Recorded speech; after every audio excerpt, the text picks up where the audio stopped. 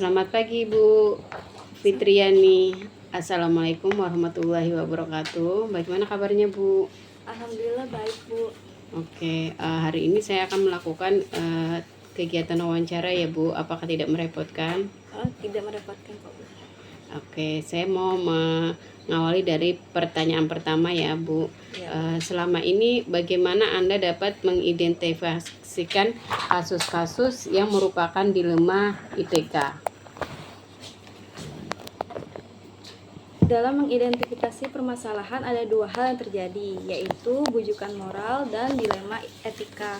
Di mana yang saya pahami adalah bahwa bujukan moral atau benar versus salah adalah sebuah situasi yang terjadi di mana seseorang dihadapkan pada situasi benar atau salah dalam mengambil sebuah keputusan. Dan dilema etika atau benar versus benar adalah sebuah situasi yang terjadi di mana seseorang dihadapkan pada situasi keduanya benar, namun bertentangan dalam mengambil sebuah keputusan. Oke, terima kasih. Lanjut ke pertanyaan kedua, Bu. Selama ini bagaimana Anda menjalankan keputusan pengambilan di sekolah Anda, terutama untuk kasus-kasus di mana ada dua kepentingan yang sama-sama benar atau sama-sama yang mengandung nilai kebajikan? Sebagai pemimpin, ketika dihadapkan dalam situasi mengambil keputusan, tentunya kita harus mengidentifikasi masalah terlebih dahulu. Apakah kasus tersebut berada di bujukan moral atau dilema etika? Selanjutnya, ada beberapa hal yang perlu kita lakukan untuk mengambil keputusan, yaitu kita harus memperhatikan 4 paradigma dilema etika, 3 prinsip, dan 9 langkah pengujian keputusan. Oke, lanjut ke nomor 3. Langkah-langkah untuk prosedur seperti apa yang biasa Anda lakukan selama ini? Yang pertama saya lakukan adalah dengan mengidentifikasi permasalahan yang ada. Kemudian saya mengenali nilai apa yang bertentangan dalam situasi ini. Setelah itu, saya menentukan siapa yang terlibat. Dalam hal ini seringkali saya melibatkan guru untuk mengumpulkan fakta. Kemudian saya akan melakukan pengujian benar salah, melaksanakan 3 prinsip resolusi, mencari kemungkinan penyelesaian atau opsi trilema. Selanjutnya saya akan membuat keputusan kemudian merefleksikannya. Oke, lanjut ke pertanyaan selanjutnya ya Bu. Hal apa saja yang selama ini Anda anggap efektif dalam pengambilan keputusan pada kasus-kasus dilema etika?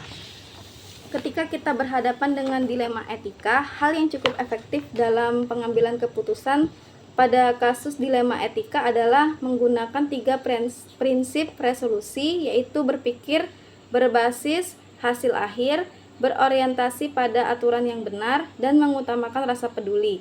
Kemudian juga memperhatikan dampak jangka panjang juga merupakan hal yang efektif. Selain itu juga seringkali saya melakukan diskusi dengan para guru dan pemangku kepentingan di sekolah untuk menyelesaikan sebuah kasus atau permasalahan. Oke, terus hal-hal apa saja Bu yang selama ini merupakan tantangan dalam pengambilan keputusan pada kasus-kasus dilema etika?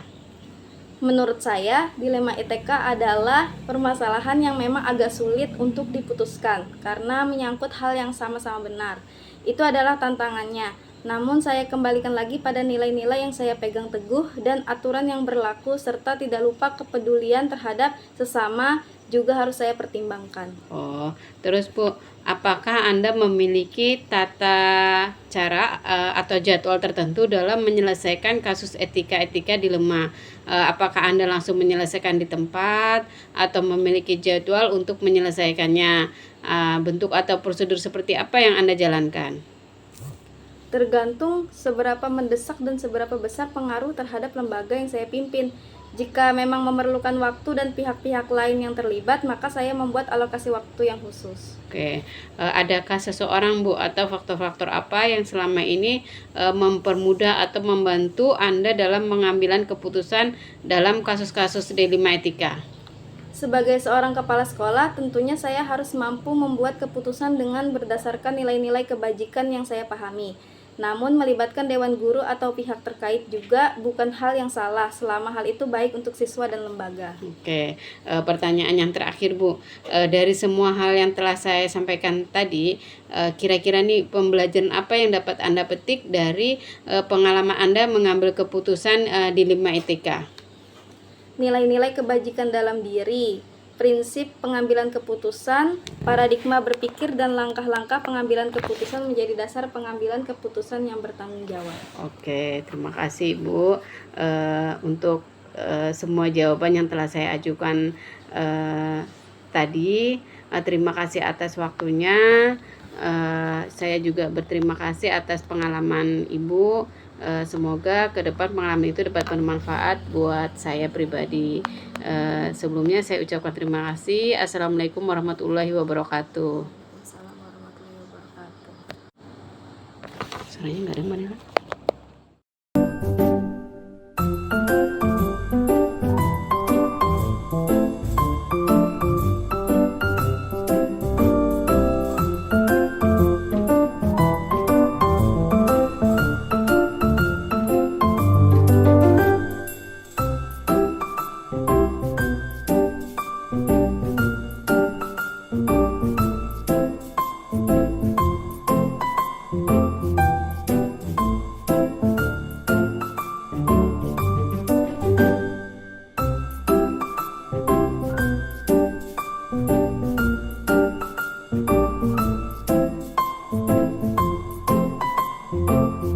Assalamualaikum warahmatullahi wabarakatuh.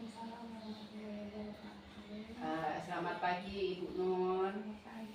Maaf sudah mengganggu waktunya. Hari ini apakah Ibu tidak berkeberatan karena saya akan melakukan sesi wawancara dengan Ibu? Oke, terima kasih Ibu. Kita lanjut dengan pertanyaan pertama ya Ibu. Selama ini Ibu, bagaimana Anda dapat mengidentifikasi kasus-kasus yang merupakan dilema etika atau bujukan moral? Selama ini saya lakukan dengan melakukan pengamatan, kemudian mengecek kebenaran kasus tersebut. Jika suatu itu salah, maka saya akan melakukan proses dan tindak lanjut. Oke. Selama ini bagaimana Anda menjalankan keputusan pengambilan di sekolah Anda, terutama untuk kasus-kasus di mana ada dua kepentingan yang sama-sama benar atau sama-sama mengandung nilai kebajikan? Tentunya saya akan berdiskusi dengan seluruh dewan guru serta warga sekolah. Oke. Langkah-langkah atau prosedur seperti apa yang biasa Anda lakukan selama ini? Yang saya lakukan pertama yaitu saya cross-check ulang terlebih dahulu permasalahan tersebut, kemudian menentukan pihak mana saja yang terkait, kemudian membuat keputusan. Oke. Hal-hal apa saja yang selama ini Anda anggap efektif dalam pengambilan keputusan pada kasus-kasus dilema etika? Tentunya berdiskusi dengan pihak yang terkait permasalahan tersebut dari hati ke hati akan lebih memudahkan mengambil keputusan. Oke. Hal-hal apa saja Bu yang selama ini itu merupakan tantangan dalam Ibu mengambil keputusan dan kasus-kasus dilema etika? Ketika saya harus memutuskan persoalan tersebut yang berkaitan dengan perasaan dan kasihan. Oke. Adakah Bu seseorang atau faktor yang selama ini mempermudah atau membantu Ibu dalam pengambilan keputusan dalam kasus dilema etika?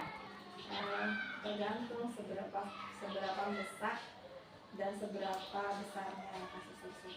Oke. Dari semua hal yang telah disampaikan tadi Ibu, kira-kira nih pembelajaran apa yang dapat Ibu petik dari pengalaman Anda selama mengambil keputusan dilema etika? Saya lebih melibatkan dewan guru jika memutuskan suatu hal yang berkaitan dengan persoalan sekolah. Oke. Ya Ibu, terima kasih semua pertanyaan sudah Ibu jawab. Terima kasih atas waktunya Ibu. Semoga apa yang saya dapat hari ini dapat bermanfaat buat saya ke depannya, bisa dijadikan saya sebagai pengalaman dan referensi nantinya ketika saya mengambil sebuah keputusan. Terima kasih Bu. Assalamualaikum warahmatullahi wabarakatuh. Salam warahmatullahi wabarakatuh.